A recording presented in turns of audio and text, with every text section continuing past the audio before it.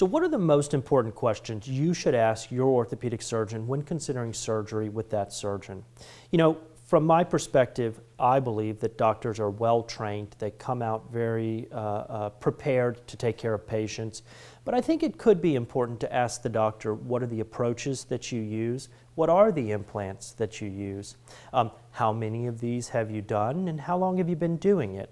Certainly, when I came out of residency and fellowship and trained at great places, there was a point where I did my first one. And what we know is we've studied those patients who had their first and second and third surgery, or the surgeon had done their first few surgeries, and those patients do great. Certainly the surgeries get more expeditious or fast as a surgeon does more of these with the same team, but we have looked at early on career surgeons, and they are giving excellent care to patients. But for me, I would ask, how long you been doing it? How many of these do you do? Where do you do the surgery? You know, the government has changed a lot of things in regards to how we can care for our patients and where we care for our patients.